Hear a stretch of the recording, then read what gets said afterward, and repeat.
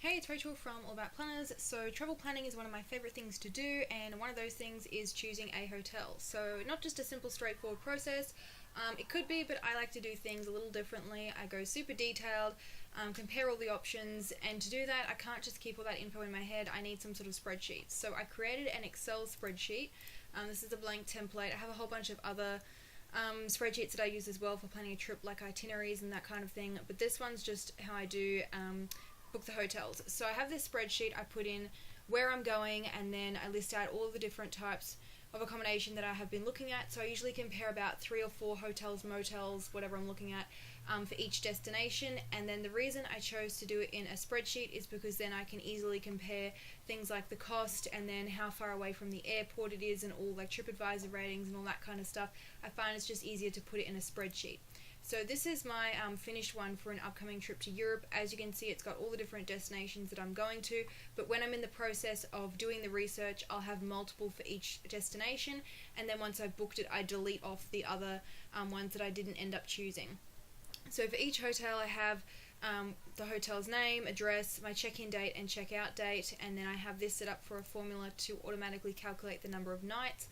Why do I want to know that? Because I want to know what the cost is per night. So I try not to exceed $100 per night, depending on where I'm going. Obviously, like Copenhagen is a hell of a lot more expensive than that, but I find that just helps to like stay on budget. And then I can put little like comments in here. So I usually go to the booking.com first, and then I compare all the different ones, and then once I've found a couple that I like, I will then go to the website's direct, like the hotel's own website, and see. Sometimes, surprisingly, it's not necessarily cheaper to book directly through them, and likewise it's not always cheaper to book directly through booking.com or whatever other website you want to use. You could use Trivago, What If, all of those kind of sites. I find they just kind of come out at the same price, and I like the tools and how booking.com is laid out, so I usually just compare that and then the hotel website direct. I also check the TripAdvisor rating. I give it my own rating after checking everything.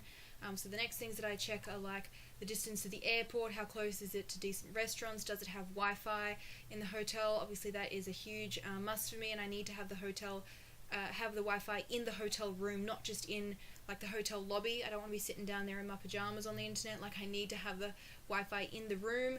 And then you can read all the TripAdvisor reviews. You know, was it too far? Was it from things? Was it too noisy? Was it in a dodgy area that has like a strip club nearby or something? Then obviously I can put some comments like that. It's like that one was near a nightclub, but it didn't really have many noisy reviews, so I said okay and ended up booking it. And then things like, okay, well, the star rating is low, but Ibis are usually good. I've stayed there before, and it's close to the train station, so I said, okay, I will pick that one. So after compiling all that stuff, I then give it my own rating to work out where I'm going to stay. So depending on where you're going, this is quite a big trip to Europe, so I have all the different countries and destinations color-coded, and I've continued that through with some of the other spreadsheets that I have in the sheet. So like itinerary by month, all the attractions that I want to go to. This is still a work in progress. So yeah, that's how I do those. As for using booking.com, this is not a sponsored video or anything, I just like using the tool. So what I do is put in the search, and then I go to map view straight away. So I've already got an idea of where I want to go before I start looking at hotels. My itinerary is usually about 90% planned before I even start looking at hotels. So I know where in each place things kind of are and where I want to go. So if I'm looking at this map, I can see, okay, most of the hotels are around here. The things that I want to see are obviously in the little central area, and then a couple of day trips as well. So from Munich, I'm actually going to be doing a lot of day trips. So like Nuremberg, going to probably going to pronounce it wrong, the Neuschwanstein Castle, and a couple of others, so I need to be near the train line. So this area here is looking pretty good. You can zoom in, you can hover over it and see how expensive they are, and if there's any that are like booked out, like that one's on sale. So then I usually click on a couple of these. So let's say like this one, Mercure is usually pretty good, and then it will go to that hotel if this ever wants to load, and then it'll give you a little blurb. I don't usually read all that stuff. I just simply look at the rating that someone's given it. I look at this stuff here, so non-smoking, I don't want to smoke, so I hate going into a room where someone previously has been. It's got free Wi-Fi, The other thing you can do is Control F. Because I compare a lot, I just do it really quickly. So that one said free Wi-Fi in all areas, and if you scroll down as well, it'll have it in here as well. See, in hotel rooms and is free of charge if you need parking. So I just skip to the summary. I like how this is all laid out. It's got a laundry service. It should also have luggage storage. You can do a search for that as well.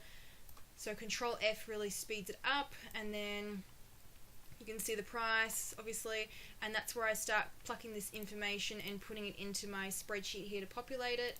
The other thing that I check is room photos. So obviously the ones on here are going to look pretty jazzy, but if I've looked at these and they look okay, like that doesn't look too bad, I will then go onto TripAdvisor for the hotel, and I will see what people have posted of the actual room photos. Like, these are all obviously like your marketing photos, but I want to see the photos that people who have actually stayed there have taken.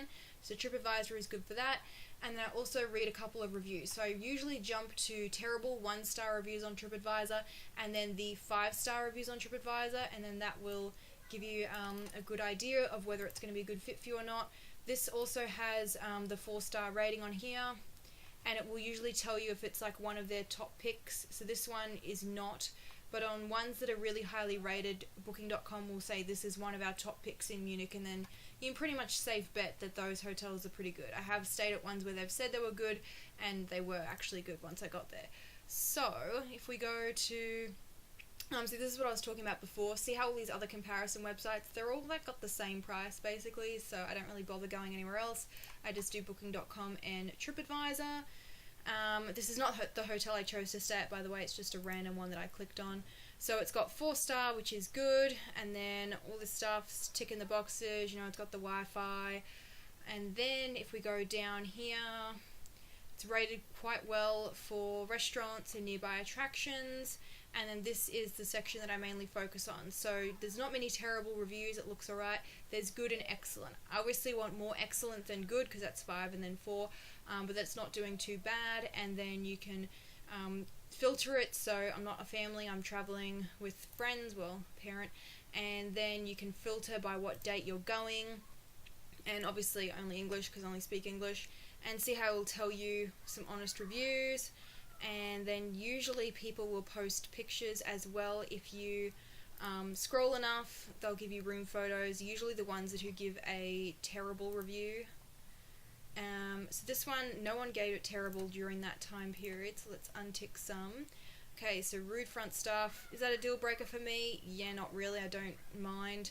As long as the room is better, I'd rather the room be better than the staff. So, not too bad. No one's saying the room was unclean. AC, okay, that could be a problem if you're going in summer. So you kind of get the idea. I have a skim through these. So as for how long it takes me to do all of this research, I would say I'd spend about 10 minutes per hotel that I look at. But remember, you've got to sift through them on that map on Booking.com. And this one on here. And then you compare them, and I usually spread it over a couple of days. So I'll look at the hotels, I'll record the dollar, how much it's going to cost, because sometimes they'll have random sales on Booking.com, and then I'll come back a couple of days later and see what the price is doing.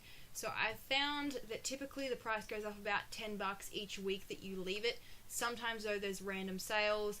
So once I have an idea of what the reasonable price is, then I can go, okay, well this sale that they've got on is actually a good deal, and then I can go and book it. So I don't rush to book it. As soon as I've done the research, I sit on it for a couple of days before I book it, and I usually narrow it down to a top 3 or 4.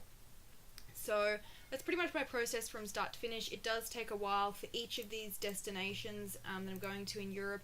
I would say I probably spent about 2-3 hours at each place comparing all the different hotels before I booked one. Yes, that is a long time, but you know what's worse when you're staying somewhere for like 5 nights, for example, and the hotel's shit and it's noisy and it's dirty and you know it's too far from everything, and then you're wasting all that time walking to get on a train just to get into the city centre. And I'd rather just do all of the research up front, spend that time up front, and then enjoy myself when I'm on the trip. So that's why I much prefer to do really detailed trip planning before I go. If you do want a copy of this spreadsheet, it is in my shop. I'll include the link below, and it comes with all of these other spreadsheets as well, like budget, to-do list, itinerary, attractions list, car rental, transfers like airport, and if you're going like on a day trip via a train, tour companies, travel insurance, spending tracker, before we leave, packing list, and then outfit planner with temperature tracker as well.